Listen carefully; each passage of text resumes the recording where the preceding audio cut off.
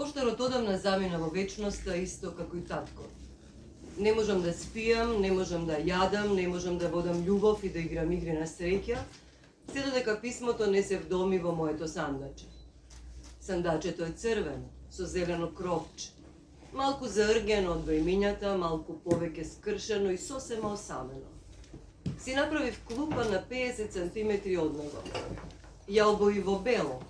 Ја украсив со орнаменти во форма на цвеќиња и си седнав на неа. Седам со години. Седам и чекам да стигне тоа проклето писмо. Содржината на писмото одамна не ми е важна. Што ли треба да има во него? Одговор, закана, покана за суд, песна, не знам, не ми интересира. Се што сакам е да стигне, да го земам в раце, да го положам в скут и да му се восхитувам. Тоа несомнено ќе биде проклето добро писмо. Писмо сон, писмо Библија, писмо над писмата. Никој никогаш не добил и нема да добие такво писмо. Јас сум навистина еден голем среќник. Добро вечер. Вечерва ја представуваме најновата книга за возрастни на Владимир Лукаш, романот Гени, мени, сени, потеклото на бабите. Ова што го слушнавте беше самиот почеток на романот, сака влезот во промоцијата да биде истиот како во книгата, а би сакала и излезот од промоцијава да биде истиот како во книгата. Да го слушнеме самиот крај на крајот. Почеток со почетокот, крај со крајот, или изедначување на отсечката на траењето на уметничкиот текст производ со отсечката на траењето на неговото представување промоција. Ова симулирана идем пер идем постапка ја сваќам како омаж на структурата на романот, но и како омаж на концептуалната наративна стратегија на авторот, зашто Гени, мени, сени не е роман каков што сме научиле да биде, туку роман каков што бара и раѓа нашето време. Па оттаму се обидувам и промоцијата да не биде каква што сме научиле да биде, туку каква што бара и раѓа самата книга. Физичкиот опис на ова авторски и творечки монолитна книга и текстот и илустрациите се на Владимир Лукаш, бележи 100 страници, точно 113. 3 циклуси, семени фотографии по случаен избор, сеќавање и автобуси по речиси случаен избор и таа по неслучаен избор, досетлив влез и лирски излез, 20 на илустрации, симулирани фотографии, во тесна спрега со текстот, не бара едната рака пишувала, другата во исто време цртала, предна корица со конј легнат на канабе како човек, задна корица со стилизиран QR код со ликот на еден од протагонистите во романот, таткото. Само со гледање на задната корица се добива впечаток за QR кодирана биографија на авторот или QR кодиран коментар, најава за книгата, како што вообичаено се прави на задните корици. Но со вчитување на QR кодот може да се слушне самиот автор како ја чита токму приказната за предната корица, за канабето, за конјот тврдоглав како магаре, Дорчо Таневски, Таневиќ, Танев, всушност прозниот фрагмент од 30-та страница. Физичкиот опис и визуелно ни го доловува патот на градењето роман од прозни миниатури фрагменти, кои истовремено и пат од случајно преку речиси случајно до неслучајно. Пат од случајни речиси случајни, да речеме раскази, зошто да не, до неслучаен роман. Тоа содржи и преобразвата на кусата проза на микроплан во роман на макроплан, подзасилена со здружноста на поетското и ликовното, на фикциското и на факциското и фикциското. Суштинскиот пат, книжевниот опис на оваа книга изискува обид за жанровска прецизност или барем детерминација. Гени, мени, сени е повеќе романескен холограм или антиметалептично превртено холограмски роман, отколку графички роман или фрагментарен роман, иако фрагментарноста му е иманентна. Сепак, овде фрагментарноста е одиграна само како една димензија на романескниот холограм. А како и секој холограм, така и романескниот е тродимензионален и во буквален и во метафорична смисла. Во него има едно чудотројства, 3 поглавја, тријади од проза, поезија и цртежи, од фотографии, сеќавања и мечти, од слушам, гледам и додавам, од помнам, коригирам, конфабулирам и умножувам. Оно што го сметам за возбудливо и ретко во современата книжевна продукција кај нас, а и пошироко, е ефектот што Гени Мени Сени се чита како збирка раскази и прозно-поетски меланжи, кои откако ќе се прочитаат, остваруваат впечаток на прочитан роман. Големо стакло од мали срчи, долго време од куси мигови. Овој ефект е подеднакво интересен и творечки и рецепцијски. Зошто Гени Мени Сени е роман? Затоа што има јасно изградени и поврзани ликови со сопствен развој, затоа што ситуациите во кои што се наоѓаат ликовите се вмрежени, а нивните времења се палимпсестни или надоврзани, и затоа што намерата е конвергентна наспроти реализацијата која навидум при прв прочит е дивергентна. Гени Мени Сени е атипичен билдунгсемен роман, померка на новиот, љубопитен и отворен читател за флуидноста и како творечка, но и како рецепцијска стратегија. Можен поглед на светот, на зборот, на фотографијата, илустрацијата, на емоцијата, на мечтата трансформирана во нужност, на потребата трансформирана во стварност. Поднасловот "Потеклото на бабите" е можне значаен. Не само затоа што еден вид дескрипција на темата, на фокусот на романот, туку затоа што на него цврсто е потпрена приказната.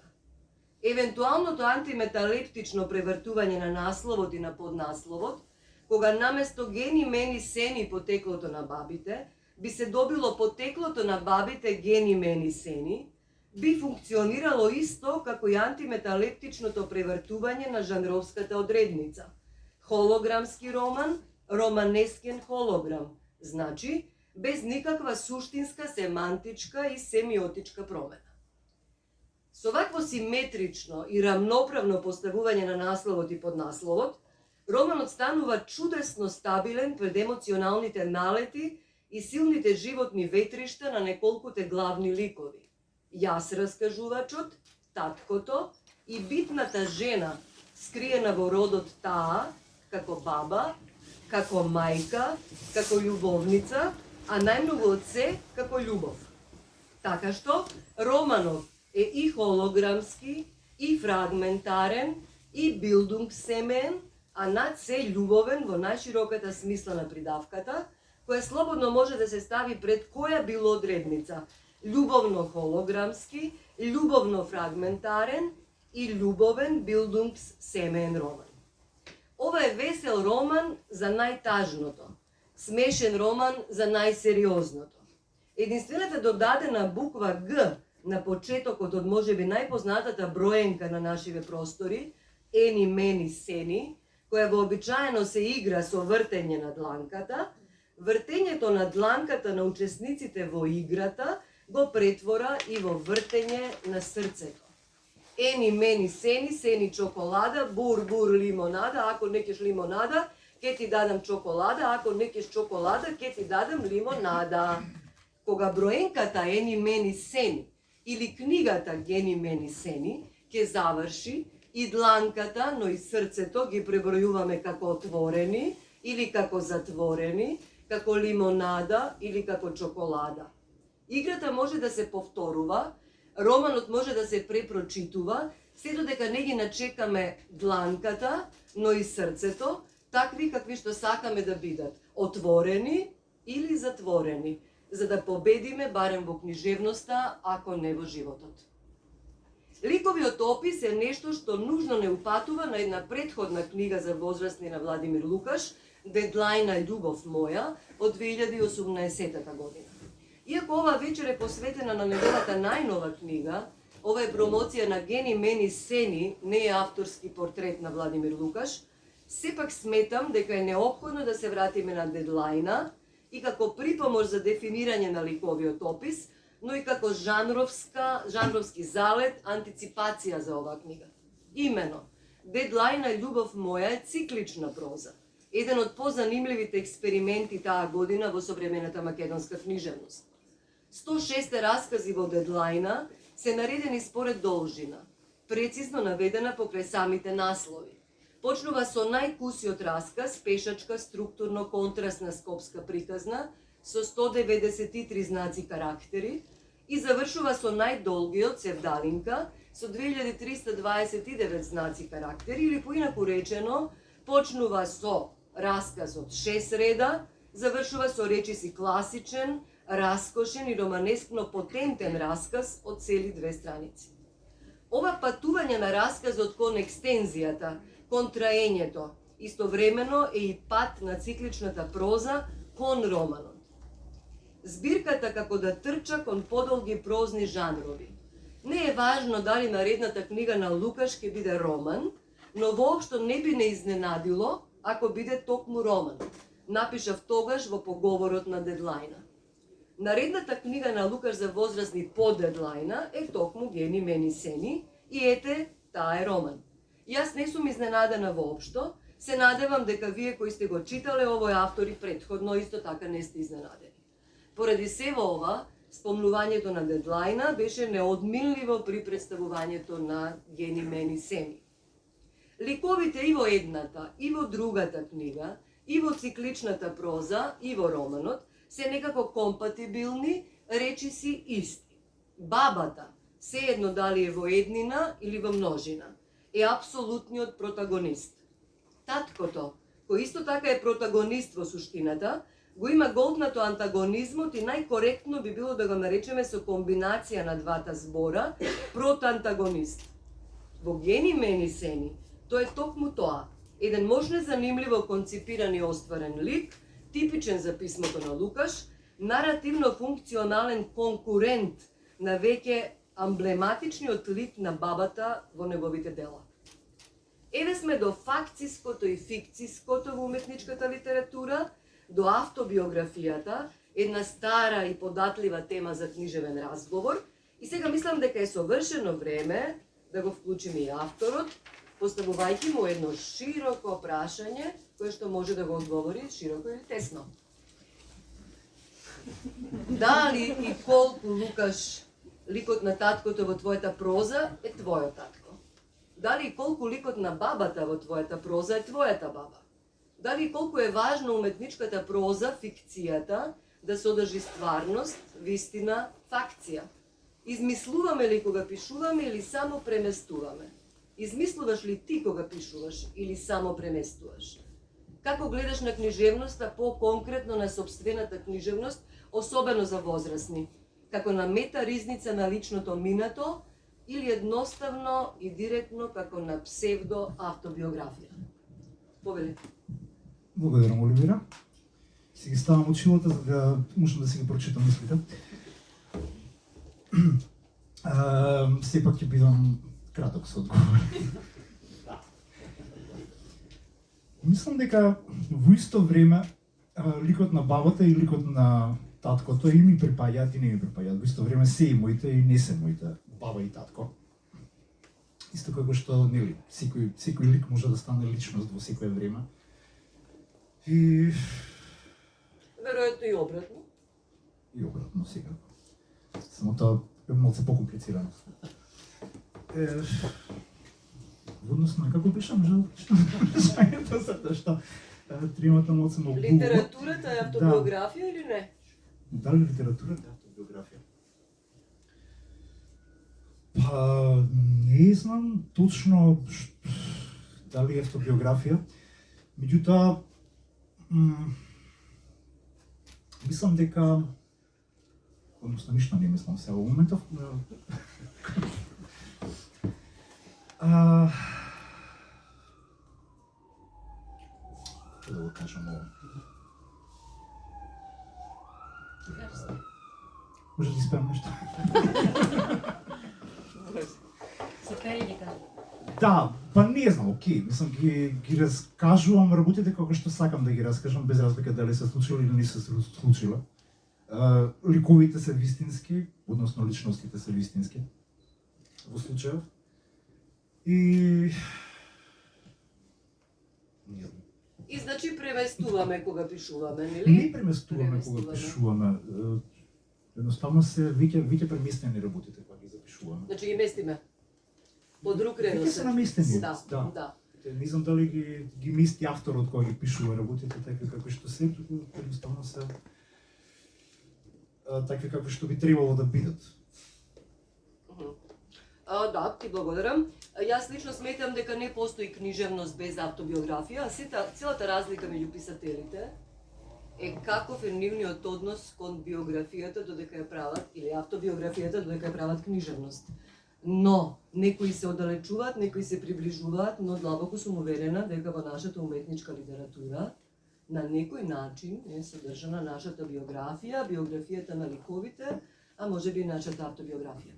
Освен неодминливото поврзување на Гени Мени Сени со дедлајна, љубов моја, сметам дека е неодминливо и макар само бегло поврзување со книгите за деца на овој автор во контекст на представување на неговите книги за возрастни. Тоа е несомнено истата пишувачка рака со раскошна имагинација. Лукаш има раскошна имагинација која пишува и за деца, која пишува и за возрастни. Во Пуза мите, пуза сите од 2022 година, една огромна поетска збирка за деца, исто така со забележлива романесна структура, има една песна Влюбени хиени, во која зборовната игра и вариациите на ени, мени, сени, сени, ени, мени, сени, ени, може би се фрле на ракавица за романот Гени Мени Сени. Сега јас ќе ја прочитам Влюбени хиени. Ени, мени, сени се играат две хиени во сува савана, без вода, без храна, под небо широко како китовско око.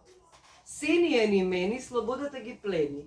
Им кркорат стомаците, ги чешаат песјаците, но тие се две и доволни си се. Мени, сени, ени, бројат месечеви мени под звезди легнати, како коњи невпрегнати, како капки љубов низ вселена што јурат. Колку намерно или колку спонтано ги прелеваш своите интереси од едно во друго нешто, конкретно од книжевноста за деца во книжевноста за возрастни. Тоа е таа рака, би рекла, тоа е таа имагинација, тоа е тоа преплетување, но како гледаш ти на тоа како автор? Како на различност или како на истост помеѓу книжевноста за деца и книжевноста за возрастни? Кога, што и зошто токму тоа, така и тогаш? Ајде ти повторам. Кога, што и зошто токму тоа? Кога за деца, кога за возрастни? Добре, како мантра, ако се повтори неколку пати. Да, сметам на тоа дека добро ќе звучи. Мислам дека не е воопшто различна имагинацијата или фантазијата или што е да е туку интонацијата. Мислам дека го пишувам истото, само со поинаква интонација за деца и за возраст. Секако ќе порасна децата и секако возрастните колку толку памтат дека. Значи не правиш некоја посебна разлика, бидејќи сакам да илустрирам со Влюбени хиени. Тоа мантрата, играта ја има во песни за деца, но ја има и во сериозна книжевност за возрастни. Предпоставувам дека не правиш некоја суштинска разлика, а за нас е возбудливо што те интерпретираме без друго. Романот не е во рима. Да, но има одлична ритмика, така што... А римата е римување со животот, така што... Така што воопшто не ни требаше да ми поставиш прашање. Да, се извинувам, слободно. Извинувам. Со оглед на твоите творечки и авторски интереси, и во ликовната, и во музичката, и во филмската дејност, веројатно претходното прашање беше само еден тесен сегмент на мој личен интерес, но предпоставувам тоа прелевање од едно во друго се одвива на сличен начин во сите тие креативни сфери со кои што ти се занимаваш. Вечерва е во фокус твоето писателство. Па колку е тоа важно за тебе всушност? Колку си писател пред самиот себе си? Колку што знам, преферираш да се подпишуваш со удобната фраза мултимедијален уметник. Те молам поопширно да одговориш. Колку си писател пред себе си? Како прво не се подпишувам со фразата мултимедијален уметник. Може да се најде. Ја додаваат. Океј. Да. Колку сум писател пред себе си? Повеќе пробувам да се читам себе си, отколку да сум писател пред себе си. Ова ти е 10-та книга и за човек што има 10 книги да кажеш дека не си, чудно е, имаш 10 книги, 10-та е ова. Да, па тој не знам што е тој во огледалото, дали е писателот или читателот. Ама се разбираме понекогаш, многу често не се разбираме и не можеме да се договориме кое што. Со писателот или со огледалото? Или со читателот. Или со читателот во огледалото? Да, но огледалото исто така многу добро ме читаат се пајле посебно. И во секое време. Иако баш и не се разбираме многу често. Па не знам, мислам дека 100 пати би им кажано тоа, дека конкретно сега, еве, ги спомна сите овие стварки, дека се чувствувам понекогаш, така, како раскажувам, че не можам да ги раскажам истите работи на ист начин. Понекогаш можам да го отпеам тоа, понекогаш можам да го напишам тоа или да го нацрташ или да го анимираш. Ама тоа е таа приказна, само што едноставно не можам да ја раскажам на некој поинаков начин. Можам да ја нацртам, ќе ја нацртам, можам да ја раскажам, ќе ја раскажам. Да, ма решавањето не ако можеш, него што сакаш, кога сакаш да нацрташ, а кога сакаш да напишеш, или е тоа спонтано, или двете работи одеднаш. Како даваш предност на своите дарби? Како даваш предност на своите дарби? Јас да знам да пеам, да цртам и да пишувам, не знам како би решавала што би правела. Јас знам само едно нешто од тие. Малку. Мислам дека самите си решаваат. Аха. Да. Ова не е како нели писмото зборува самото за себе си, сите останати ствари, туку едноставно мислам дека самите бираат. Но во буквална смисла на зборот. Да, добро. Сега ќе те прашам нешто што е многу блиска тема и многу карактеристична за тебе и веројатно гледам овде имаме верзирана публика што ја познаваме сите и ти и јас. Така што прашање во мене ми се чини интересно, ќе бидам поширока. Можеш и тесно да одговориш. Те интересира заедничка творечка соработка, коавторство. Имаш збирка поезија Мамурлаци заедно со Александар Крстев уште во 2006 година. Епистоларен роман заедно со Драгана Евтимова се гледаме наскоро во 2017 година. Сите комбинации ти се познати и чинам блиски. И кога пишуваш заедно со друг, и кога илустрираш тук текст, и кога твој текст илустрира други, а не ти. Кај на своја сламина имаш две објавени сликовници со твој текст. Шит Зифри Копчи, илустрирана од Наталија Лукомска, и Поклони се и почни, илустрирана од Љубиша Камењаров. Имаш сликовници илустрирани книги на текстови од други. На текст од Марџори Вилијамс Плишани од Зајак, Гвидо Тарталја, Чудесни апарати, Калина Малеска, Арно Ама и други автори. Но за моја, и се надевам за радост на многумина твои други читатели, Гени мени сени е само твоја книга, коавторска, соавторска, со самиот себе, или поинаку кажано, едноавторска, само твоја. Ова не ти е прва ваква книга, секако, но може би е прва за возрастни. Такви едноавторски, соавторски со себе, ама детски, се и твојата книга Суштествијада од 2020 година и Пуза мите, пуза сите од 2022 што веќе ја спомнавме. Секако знам и за артбукот микромонографија за отпадниците од анимираниот свет. Исто така, добро, се извинувам, исто така од 2022 година. Имаш ли план однапред што ќе правиш сам, а што заедно со или за некој друг? И како го бираш другиот? Како бираш со кого или за кого ќе работиш, а кога ќе бидеш сам? Како го бираш другиот? Конкретно за сликовниците, што ги илустрираше едната илустрираше Наталија Лукомска, другата илустрираше Љубиша Камењаров. Знаев кои сакам да ми илустрира тие две книги од старт. Не ти. Не, јас дури не ни бирав, знаев. Ми се свијаше тој израз, го сакав тој израз, ама ликовен израз и точно знаев кој што. За сите останати работи, за коавторство, мислам дека ме радува таа комуникација кога се разменуваат писма, цртежи, што и да е. Писма како книжевни писма, писма не како епистолари, како во романот со Драгана Евтимова. Писма како цртешко, писма како книжевно писма, како што и да е, да. Ме радува, мислам, не го гледам така како соработка, туку како дружба, едноставно. Па и дружбата е соработка и соработката е дружба, нели? Тоа се да. Само дружбата е таква порадосна се. Понезадолжително се работи. А кога е тој момент кога се бираш себе си за другото? Кога илустрираш свој текст, односно кога пишуваш текст за своја илустрација? Тоаш не ти е потребен другиот. Тоаш немаш потреба од друг. Сепак имаш книги кои што еве спомнав Суштествијада, една книга што Тогаш ја станувам другиот. Молам? Тогаш ја станувам другиот. Аха, тоа е шизофрен избор. Не, ама со себе си панетешко може да се разберам.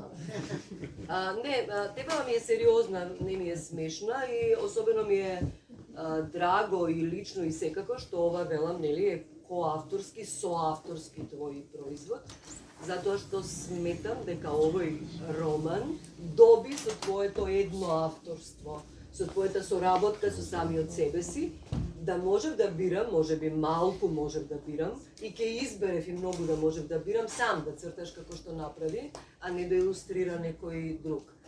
Сакам кусо да те прашам, што не ми е испланирано, мислам дека не ми треба, фала, а нешто што не ми е испланирано, бидејќи зборуваш за фотографии во првиот дел, а фотографиите ги нема, туку се симулирани со илустрација.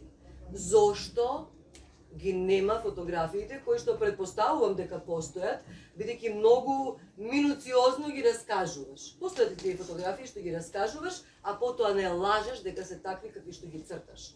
Постојат ли такви фотографии? Многу е забавен моментот дека постојат фотографиите, ама исчезна ден кога искочи книгата. Не можев никаде да ги најдам, апсолутно, устари некоја. Почнав да ги илустрирам книгата и снима фотографии. Тоа што морам според сеќавање да ги реконструирам никој не мислам. Добро, се предава, ме издрибла. Илустрациите се одлични, значи нема потреба никаква од фотографиите. Драга публико, ви благодарам за присуството и за интересот. Дали сакаш книгата?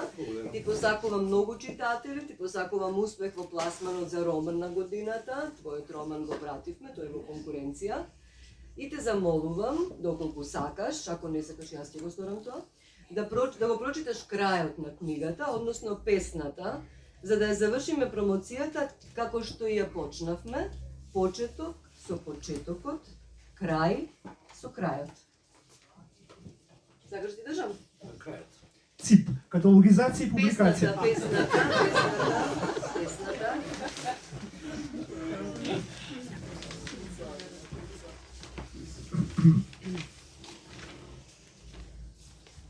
Не знам што би ти кажал сега. И онака ти кажувам се што и ќе кажувам се што за тебе. Не знам што да ти кажам ни кога беше жив. Си молчевме и се греевме со свежа досада, додека кучињата и мачињата ми ги јадеа кактусите и фантазираа дека зборуваат со синиот папагал. Внимателно си го делкаше срцето. Од него си правеше бродчиња и отплуваше кој знае каде. Може би во Валхала, може би во Радишани. Пред некој ден во гаражата најдов твои чевли. Стапалата ти беа како на девојче. Не знам што би ти кажал сега. И онака си ќе заборавиш. Нема спомени во јазикот на мртвите. Благодарам.